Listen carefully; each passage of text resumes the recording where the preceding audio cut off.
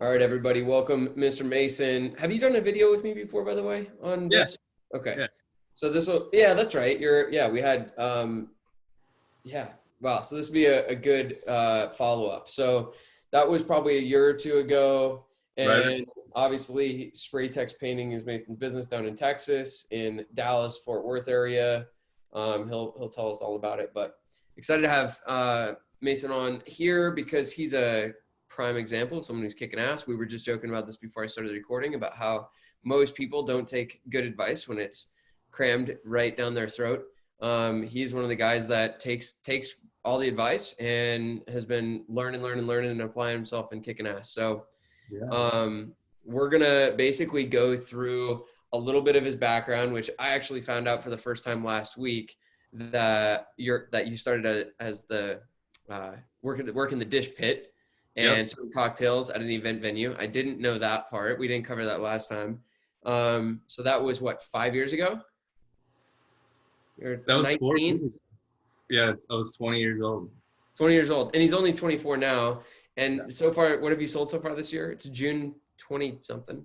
We're so close to a million. We're Okay. right at about 900,000. Okay, so you're going to be like between 1.5 and 2, predictably, maybe over 2, depending on how the rest of the year goes. Yeah, And it's also over the 2. year Sales guys crushing it. I think we'll definitely do over 2. do over 2. Yeah, because you just brought someone else on who sold like Yep. 48,000 in like one of their first weeks. Yep. So on pace for 2 million. Had the best, probably made more money in May in profit than you did the entire year. You were 20 and 21 combined, Combined. Yeah, possibly. easily. So that's really exciting. So the reason I'm here with Mason is two things. One is obviously you're kicking ass, doing really well, which is awesome. The second reason is he's like a lot of people out there who maybe don't have a background in painting. There's a lot of young, ambitious people out there who are wondering if they can get into painting. And then we've got a lot of, I hear from a lot of people who are remodelers, carpenters. They're in some other trade and they want to either move into painting or add painting. So I think Mason's a good example of that.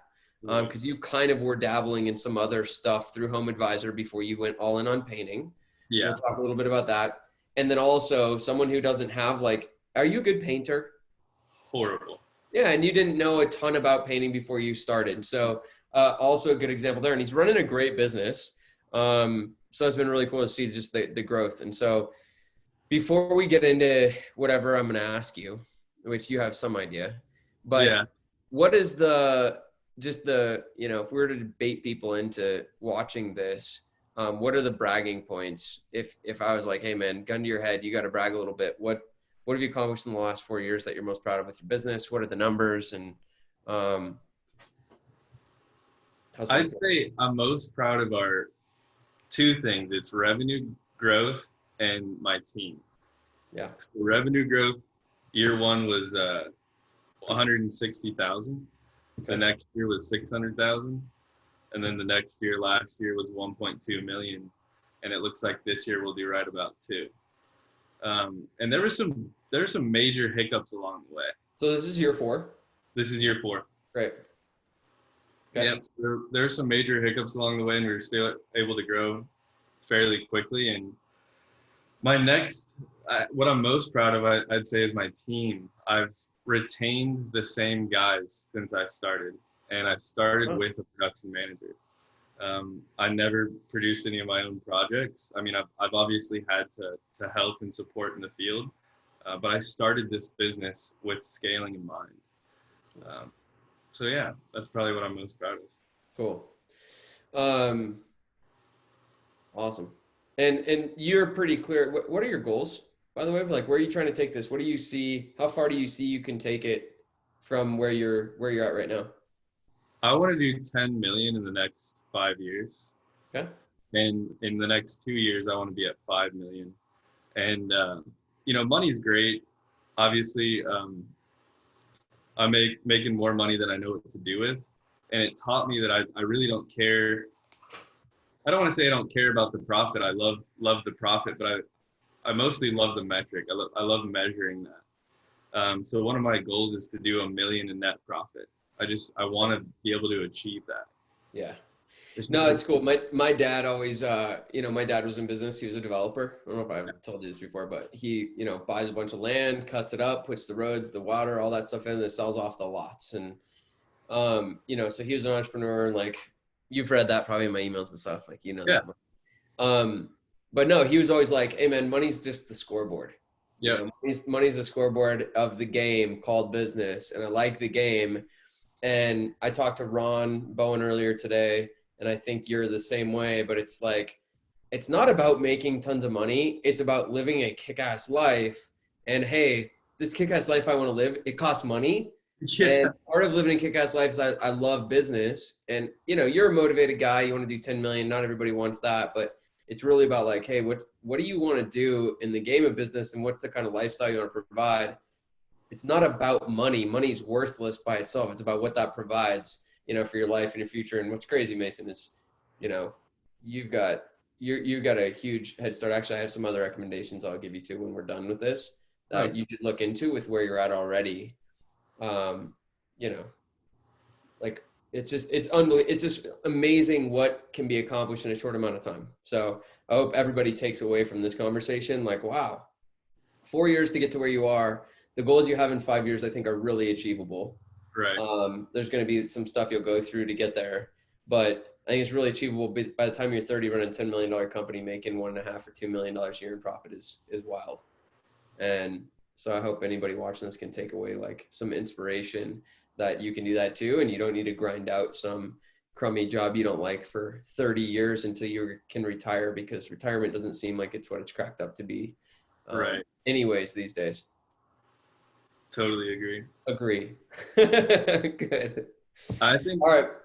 one of the I think what I've noticed in a lot of friends and people who are like, man, I would love to do that, is they're impatient. I think that's something that you talk about a lot. Is 4 years in hindsight really isn't that long, but holy crap, it's felt like a lifetime. Yeah. Felt like forever. Year one, I'm like, man, if this is what it's gonna be like, I don't know if I can keep doing this. Like, the upside just doesn't quite feel there. So just like, obviously it takes persistence, but I would say patience. You've got to have, what does Gary Vee say? Like macro patience. You really have to have, you've got to be willing to see things through 5-10 years out and just plant that seed and water it now. Dude, it's wild because I see it so often that, if before you started your business, I was like, hey man, in 4 years, you're going to be able to make over 300 grand in a year and you'll have a $2 million business in 4 years. You just be like, sign me up, guaranteed. Like I'm in. And then year one, you're like 3 months in and you're like, I've only booked 6 jobs. This is trash. I'm like, I should quit. And so many people quit after like 2 weeks because they didn't get a lead, or 2 months because they've only booked 10 grand. Or it's like, man, you did 160. If we could put this as a graph, it's like 160, 600 is 4 times that. And then Right. 1.2, you doubled that. And then it's 2. I mean, it's just insane. Whatever, you've more than it's like 15 times the size of your first year business by your 4th year. Right. And so, no, I agree, man. And I'm just stubborn enough that I was patient. Yeah. Like I was just unwilling to give up. But yeah, whether you call it being stubborn and committed to being successful or being patient, Yeah. it's like, it doesn't take that long. Isn't it insane? I mean, you're Insane. 4 years, like it didn't seem like long, but holy shit. Yeah. No, I remember you calling me saying, hey man, I saw that you bought the course, called me up, introduced me to do like a sales training course, which was great. And it felt like yesterday. Yep. Wow. Was it called PBP 1 mil back then? I think it was, yeah. Yeah. And that was the whole hook. Like, we'll teach you how to build $1 million painting company. Yeah.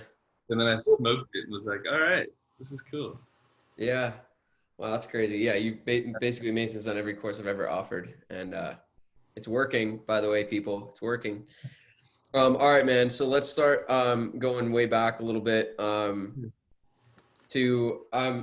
this is stuff like we haven't talked about before. So I'm asking real questions here. So you were you're literally working, serving cocktails and cleaning dishes for $9 an hour, which is insane that anyone can work for $9 an hour. What happened after that, and what was the path? What, kind of the start walking me through how you went from there to actually starting a painting company.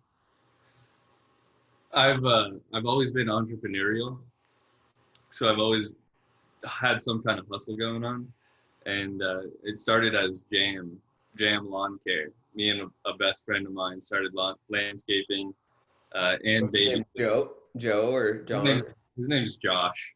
He's Okay. actually my production manager 10 years later.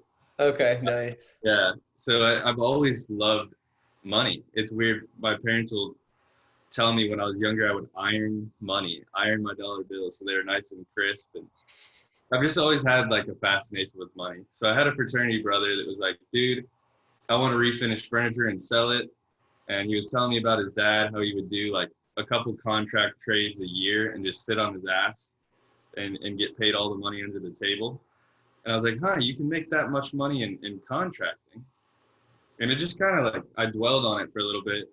And I'm watching these guys at my work. It's a big event venue. They're cleaning and they're busting their ass, moving tables around. And I'm like, this is it. This is it right here. Like, a company is making money off these guys out here cleaning and setting up the event venue.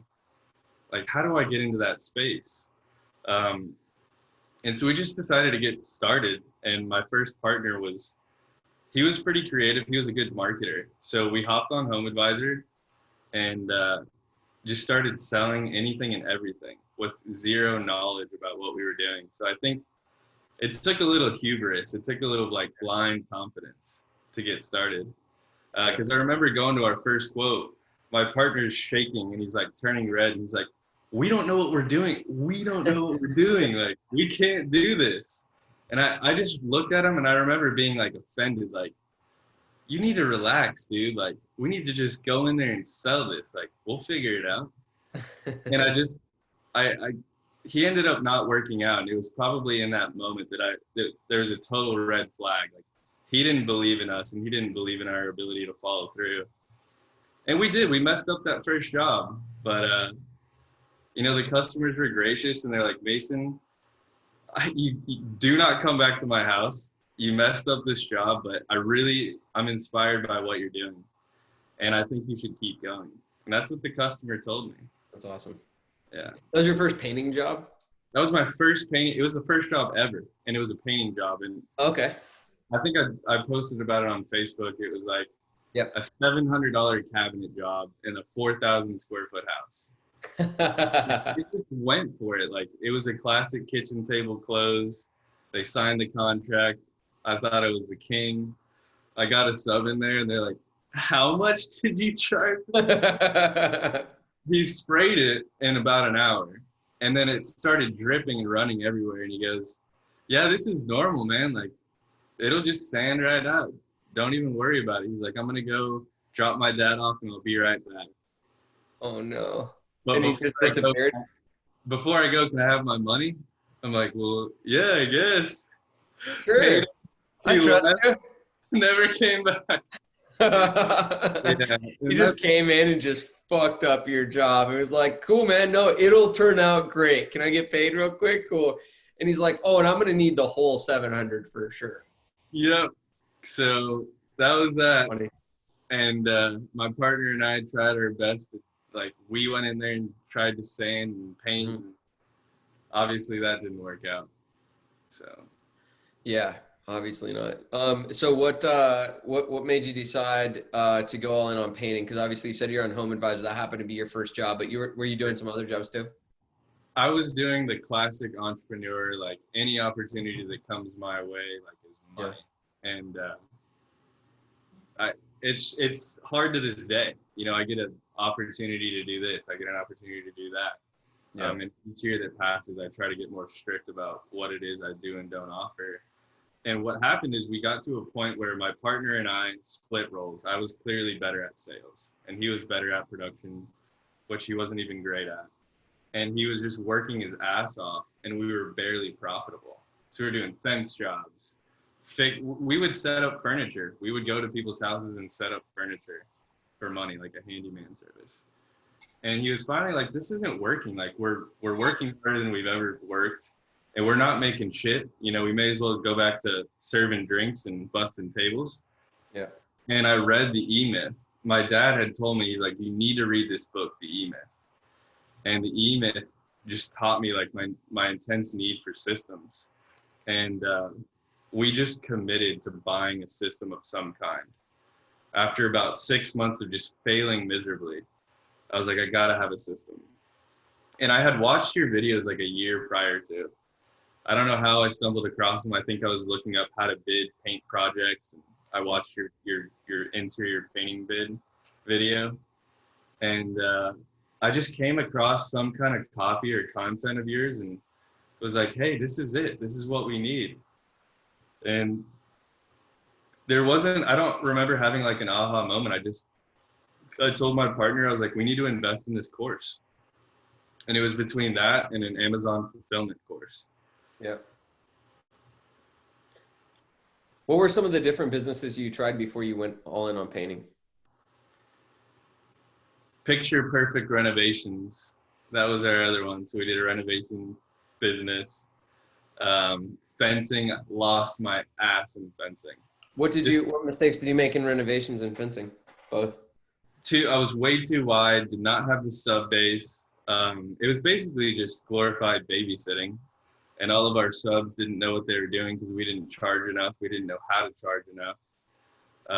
So we were just making promises that we could not deliver on. Yeah. Every step of the way. And then with fencing, it was a nightmare. I mean, we weren't pulling the proper, I forgot even what the company's called. They're supposed to come out and mark your lines and mark the water lines. So we ended up shutting down an entire neighborhood's internet. That was kind of a disaster. So it was just one huge problem after another. It felt like just failure after failure after failure. But what would happen is I would get into these estimates and I would connect with people. And I knew I was good at sales. Yep. And they just kept telling me, they're like, wow, you're so young. I can't believe what you're doing. Just like, it was a confidence booster. Yeah. And so I was like, man, I know I have something here. I just have to figure out how to deliver on my promises, frankly. Yep. Dude, it's interesting because I think a lot of people in that can relate to you you didn't start a business out of like a problem. You know, like a lot of people, if you already own a painting company, a lot of people, you know, have been struggling or something and got my course to fix the struggling. Whereas, Right. you know, I think a lot of people who, you know, aren't from painting and it's more like, I think you represent a lot of entrepreneurial. I see the opportunity in business. Like I want to own a business. I have no question about that. I'm looking for like a good business to be in. And, you know, in your case, I'd like to not keep getting my ass kicked. And so I need a system, which is interesting. But so how do you think it was just kind of chance you fell into painting? Was there something or was it just because there happened to be a course? What made you do painting? I think if you sold Fencing Business Pro, I probably would have bought it. You probably just want to be in the fencing industry. I probably would have bought it because it was one of those things where like I sat down for a week and learned it, and just there's studies that say like if you're super emotionally invested in something that you're learning, your attention's just off the charts. So I remember watching all your videos, and I retained all of it. Yeah. It got implemented immediately, and I remember we were making money within a couple of weeks. I mean, it was just instantaneous. So I knew right away, as soon as I bought the course and watched the course overview, I knew like this is it. I was like, this is exactly what I need to hone in my skill set and basically buy experience. You know, if you're 20 years old, you don't have experience. So I've learned to buy experience and rely on coaches and mentors. So it sounds like it was two things. It was the E-Myth Yep.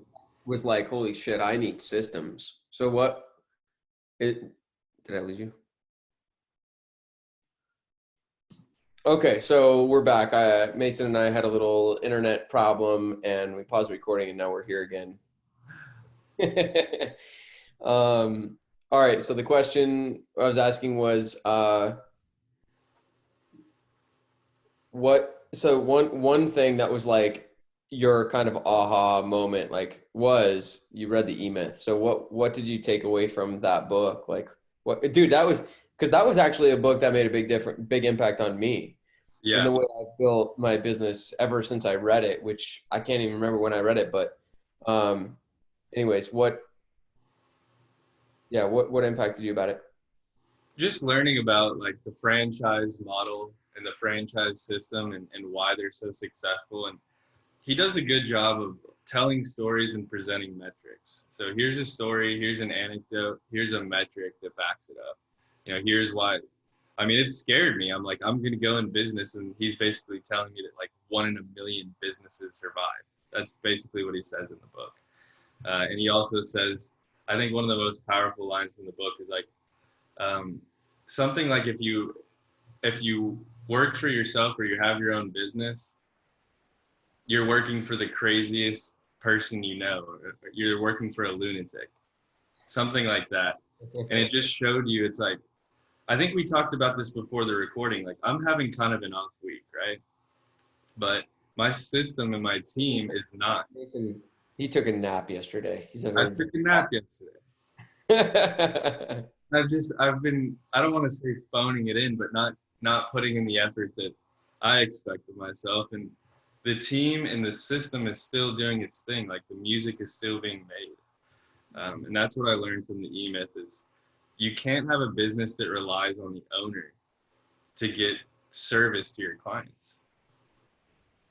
Yeah, that's the same thing I took away was the importance of you just got to build systems for everything that ever needs to be done in the business should get systemized so someone can come in and reliably do it.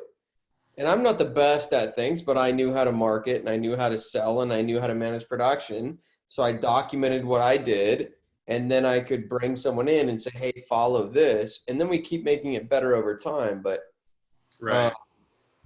and was it like clear to you? Like, wow, I have been missing that. I need to find that. Like, what was the conclusion you drew from that book? It was an explanation to why I had been failing so badly. It was, well, duh, like we don't have a repeatable formula. How do we expect to scale? How do we expect to grow? Um, it was so evident that I needed a franchise type system or model. And I didn't want to reinvent the wheel. Yeah. People have done that before me. Yeah, man. It's crazy how, before we got on this recording, Mason and I were talking about a bunch of stuff. But one of the things I mentioned to you was like the work harder and faster, and like I'm too busy to learn harder, faster, like that. And Mason feeling like guilty that he took a nap or like guilty if I didn't have like a perfect day. And, that's just not the way things work now. Um, you've got access to so much information almost any, and look, I learned this only more recently, because I kind of got stuck in arrogance of like I know everything or I can figure it out, like I'm a tough guy or I'm a smart guy, or it gives me some kind of pride to figure things out on my own. And probably the most valuable thing I've ever learned is just, dude, I don't know anything and I don't need to. Other people have solved almost everything I can come up with. And just giving up knowing anything and just seeking out answers has been so powerful. And we continue to do that. Like we had some base systems, but almost every system we've been building in our business is based off someone else's system. Right. And there just continues to be, I mean, I'm like hiring people left and right to help me build my systems better. I have so many coaches and consultants at this point, it's insane. Like if you just saw my schedule, like so much of the stuff I do is just, it's coaches and consultants, which by the way, like I said at the beginning, remind me after we're done, and there's a few people I would refer you to. Sure. Um, okay, so systems was a big thing. Um, Painting was just because you saw a place, someone that had a system. Why did you do that over the Amazon fulfillment stuff? Why painting over Amazon when you had that option? I was very attracted to an automated business that could make money while I was sleeping, the Amazon business. Yeah, yeah. Okay. But my strengths are belly to belly. My strengths are with people. Yeah. So I knew that's where I needed to be. Like I had run enough appointments in home sales to know that, I can crush that. I know I can sell that. If I just had a little bit more knowledge, enough to make me dangerous, then I could do really well. Nice. It's interesting that Amazon businesses have been framed, or online businesses are framed like I can make money when I sleep. Just because sales can actually happen when you sleep. Yeah, But really, it's like, hey, I can make money without working the business, which is just as, I think actually the painting business is a better place to do that than Amazon fulfillment business, because the Amazon fulfillment business or any other online business, more disruption and change. And, I have a friend who, big internet marketing guy, has a million members for his health business. And I just talked to his wife like 2 days ago, actually. His name's Jeff, and he's been in this internet marketing world for a long time. He does 25 million a year or so. I don't know what now, but that was at least a few years ago. He was the guy when they first started doing like videos to sell products. He was one of the first guys to do it. He was telling me a story. He's like, I remember when I would, in the first video sales letter I ever made, you could hear me clicking the space bar for like next slide, next slide. Like they were just so ghetto. And he's like, and we did so well with it that everyone copied us right away. And then the next year we had to evolve. And the next year we had to, man, he's like, it's an admirable what they do. They basically build their business from scratch every year because they have to come up with something new to compete, because the online world changes so fast. yeah, And that was one of the things that appealed to me. And I think you might have gotten lucky in your choice, or maybe it's the belly to belly, right? Like yeah. you're like, hey, however, whatever. Your choice was a good one, I think, because the painting business is, first of all, it's not as competitive because it's not sexy. I mean, we talked about this before we got on. Like, we're handing out keys to the kingdom, and people are like so arrogant that they don't take it. Right. Um, and it doesn't change as fast as the stuff online, but you can still, make money when you sleep. Kind of like you did yesterday when you took your nice little nap. Exactly. But I would challenge you too that, you might question some of the work you do and see where am I really most valuable and where am I not? Because there's always stuff that's the most valuable for you and the stuff that's least. The things that you could stop doing certain things and virtually nothing would change. And you don't feel guilty about that because you're going to replace it with more valuable stuff. Right. But, it's nice to know that, hey, I could basically show up and do my meetings on a Monday and take the rest of the week off. And, the business would keep working. And, you might not be making sales at 2 a.m, but, it's kind of the same. It feels like it. Yeah. It Yeah. really feels like it. All right. Well, let's see. Then what happened? All right. So, yeah, go ahead. No, I was just gonna say I bought the course, and just like I was telling you, there's so much emotion in it. I really wanted it so bad. I wanted to succeed, and I had a taste of it, right? Because I had obviously won deals prior to that within the 6 months of buying leads online. And I just focused, and I remember like he and I bought these notepads, and we wrote every single like thing down from the course, did a bunch of script training, and we just hit the ground running. I put a little bit of money into it, maybe like $1,000 in the marketing material Yeah. and lead gen.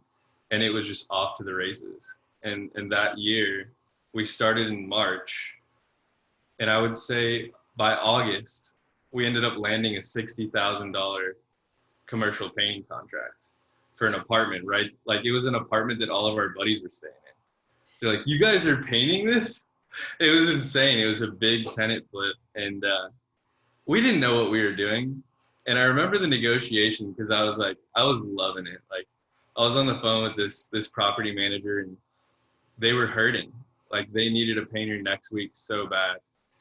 And I was looking at their rates, and I was just like, I don't know. Like I was pretending like we were this huge company. We didn't know if we wanted to work. And I remember I chewed all their prices up 20%. And my partner was just like peeking in, listening to me. And once we were awarded the contract and we showed up, they're like, "You guys are the guys that we gave this job to." And it ended up being an awesome project. We got way too confident, way too arrogant after that, and made some bad investments. But that's just kind of how it goes.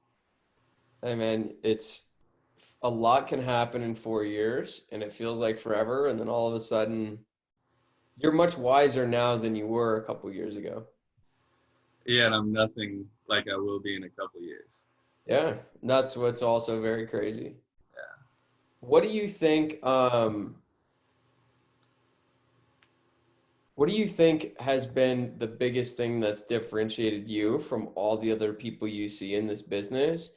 And specifically even like all the people you see in our members group, like what do you do differently that works?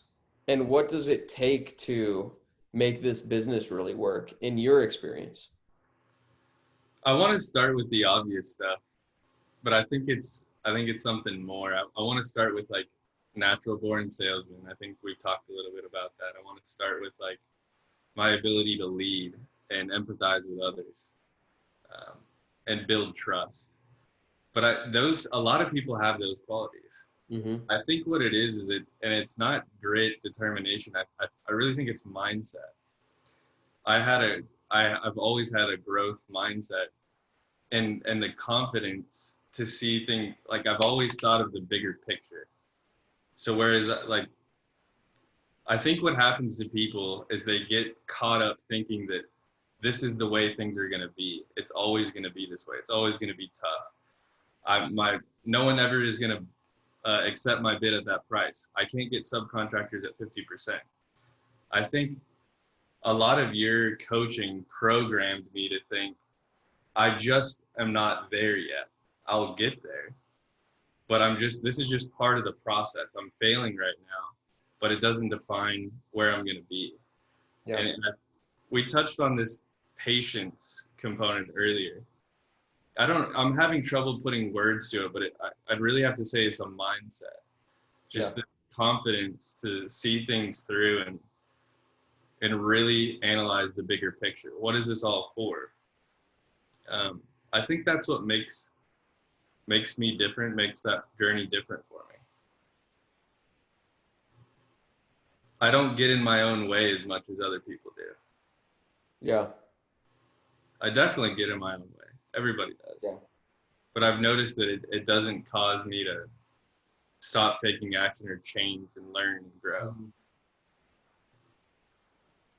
Yeah, it's interesting. I'm like, yeah, I can relate to a lot of those and a lot of those aspects. And my head goes to how do you help other people embrace that, which is really tough, because I know that that's such a huge part of it. We talked earlier. I'm like, dude, I'm yelling at people like, look, I'm giving you the answers and Yeah. don't take it. That's the getting in your own way thing. What have you learned about the painting business since you've gotten into it more and more? How's your perspective changed on the business, the opportunity, how to run a business? How do you view it now? I don't I don't know that my view has changed a whole lot. My priorities definitely have. What's become a huge priority for me right now is customer experience. It's serving others. I guess that's what I've learned about the painting business is most painting companies suck at delivering, including us. People love what we do and it's still not quite where I expect it to be. So I see an opportunity to really deliver dynamite service in a scalable, repeatable way. And I guess that's what I've learned about it is it's obviously very lucrative. Customers don't necessarily buy based on price. I've learned that. Yep. Invest heavily in your reputation. One thing that I do differently than I would argue to say with most businesses is I'm willing to throw money at problems, almost in a wasteful way. Like I've got my partner and my employees disagree with me sometimes how much I'll bend over backwards to make a customer happy. But I've learned that really pays off and it's the right way to run things. If you're worried about money now instead of money later, you're always going to end up falling short. Well, that's probably why you have a shitload of reviews everywhere. Yeah, absolutely. Reviews on Porch. Is Porch good for you? We do pretty well. They're about a 7% cost of revenue. Yeah, we do pretty well. Damn. But that's an aggregator. Those aren't all Porch. Oh, yeah. 110? Yeah. That's aggregate? Okay. I thought you just had generated 100. Oh, based on 110 online reviews. Yeah. Very sneaky, Porch. They're pretty good, right? Very sneaky what you did there. I'm like, damn, you have more reviews on Porch than anywhere. Yeah. It's like Porch is all the others added together. No, that is it. So yeah, reputation is. So let's talk real quick though, man. I want to talk about that because I think I agree with you. We're let's see. So we've got 179 Google reviews in our Fort Collins location, and it's a 4.9. So my point is, that's really good. It's really hard to keep it that high with that many. And I agree with you, like that we have a lot of room to improve on our customer experience. Now, the reason I want to talk about this is most contractors out there, I think, have a lot of pride in their work and service. Yep. And that doesn't I'm not saying it's not good, but I think I'm curious, I'll come back to my point. Where do you feel like you have an opportunity to improve your experience for customers? Oh man, the list goes on and on. Here's a little thing I'm working on. I want to give all my customers a gift. We give them thank you cards, but I want to give them a gift. Okay. And I want to appreciate my customers more. So that's just a simple thing. I'm thinking about candles. Where do you think you drop the ball still? Where do we drop the ball still? Communication. And what would be some examples of that? Well, just this week, I'm doing sales training with my sales guy, and he gets a call from a customer, and the customer's like, "Hey, where are the painters? Your production manager said that they were going to be here the 24th." And in the meantime, the customer had already spoken to the production manager. So in my head, I'm thinking, how is the production manager not able to rectify the situation or get the customer's needs met to the point where they feel like they have to go to the sales guy and say, "Sam, I don't trust this production guy you have running my project. There's no painters here. I've already spoken to him and I'm not happy about what he said." Yeah. And that to me, it's bullshit. I was very upset about it. And, we have systems and sometimes our systems are ignored by people. Yeah. The reason systems get ignored is because of pride.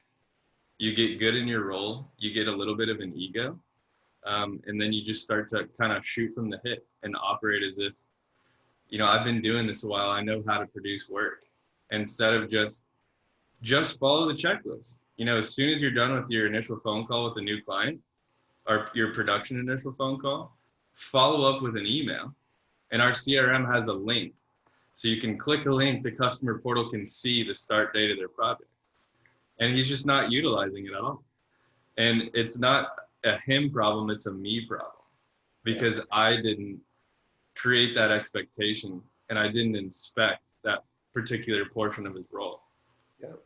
So I think that's just one small thing, but there's a laundry list of things we can improve. Dude, it's huge. It's huge. No, I'm like delivering I think you deliver a 7 out of 10 experience and you're great. You're in good shape. You're going to have, I would say our company delivers a 7 out of 10 on average. Sometimes we are like 10 out of 10, but it's the exception probably proves the rule on that. I think those are our raving Google reviews.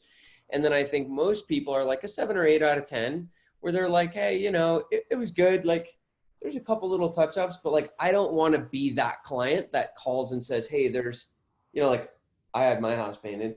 There's like little touch-ups, but I don't want to I don't want to call and be like, hey, there's touch-ups and make them like, I don't want to be that guy. And I think a lot of customers are like that. I just had my exterior painted because I'm in an HOA. Yeah. And so they hired a company, not mine, but it was funny because the sub that showed up was wearing my t-shirt, my Foothills Painting t-shirt, working for CertaPro, which I'm like, that's great. And you're probably showing up to my job sites wearing CertaPro shit too. So we need to deal with that.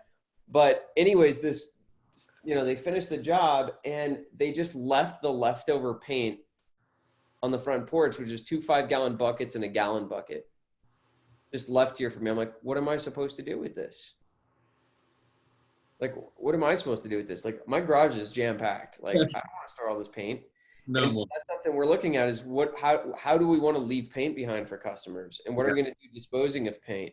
And how are we going to make sure, how often do clients sign a check because the final walkthrough wasn't done and a production manager didn't go do it, or they got away with something, and then a client sees stuff, but it's too little to call, but it's enough that they're like, that's annoying. I wouldn't hire my own company again on some of the things that like I noticed around the house. And that's and we do in general a great job, but I think that people I think you're right, like pride gets in the way of how do I deliver an even better job, and delivering a 10 out of 10 is really hard. Oh my gosh. And it's easy. I'll tell you this though, I think it's actually pretty easy when you sell it and you produce it. It is. If you are, Like if I'm the guy, the first one you talk to, I come out and meet you and I oversee the project. I know personally, like I can knock it out of the park every time. Yeah. Because even when there's little problems, I'll solve it and make the customer's experience awesome. But when you start getting layers of people like you have now, where you've got maybe an office manager who answers the phone, sales guy who does the bid, and production manager who oversees it, and they're doing it at scale. Yep. It becomes really hard to manage an extraordinary customer experience. And I think you don't need to do it because the bar is low. And so people don't bother. But I think there is a huge opportunity in going really deep on those processes. And look, I think there's definitely contractors. I can think of a couple that I know knock it out of the park, man. But the exception proves the rule. Right. Yeah. Cool. It's a lot of work. And so I think that's the other thing is, it's been 4 years and look how far you've come. And there's like, you're like, man, I got so much more work to do. So much.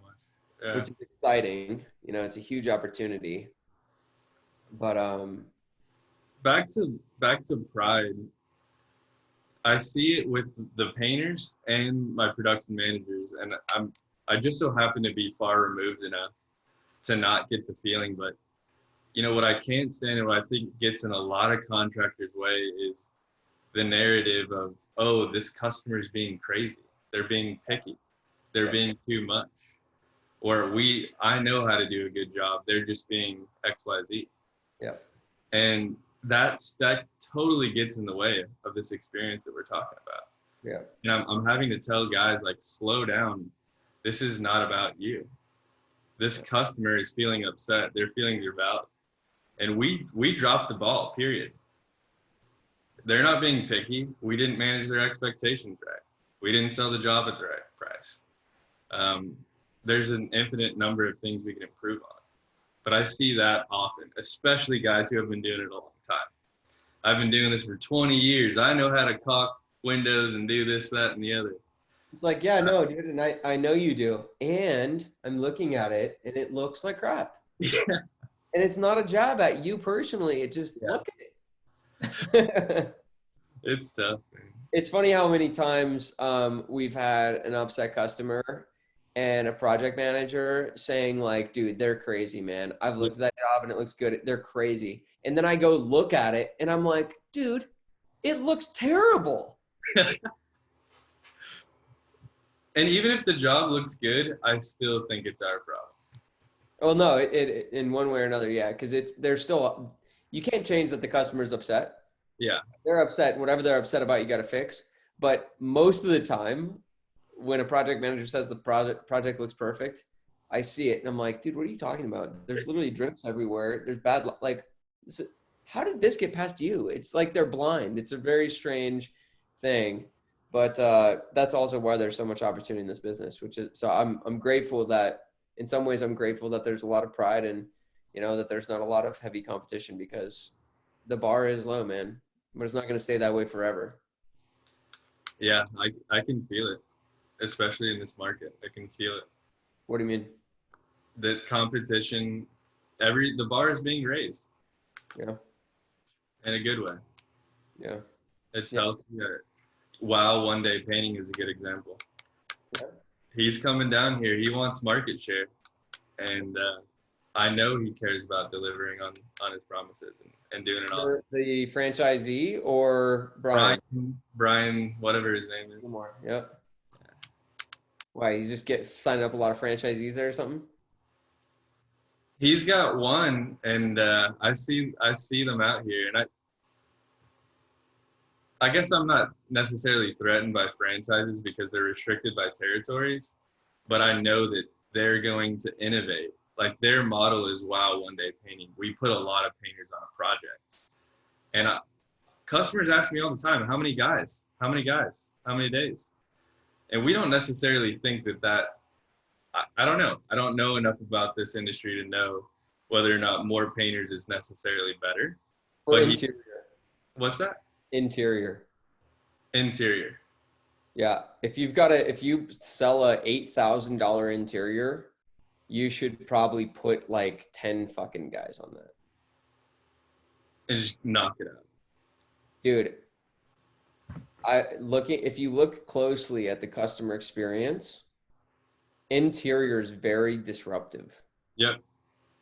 And when you've got a big one and you put too small a crew on it and it takes them 2 weeks, it is so disruptive. Yeah. So I think that's where, I don't think exterior people care as much.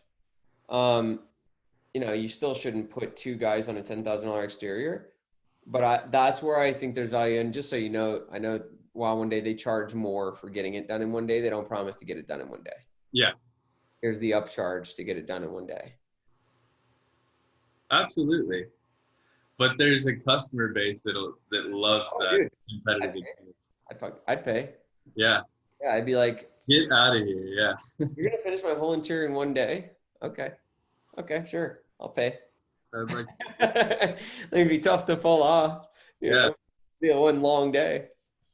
But cool. Well, anyways, man, I think, let me look at my little thing on what we wanted to cover. So covered a little bit about your background and some of the places you got your ass kicked, some of the different things you tried that didn't really work out, whether it was renovations or fencing or maybe looking at Amazon affiliates, and you obviously didn't do that.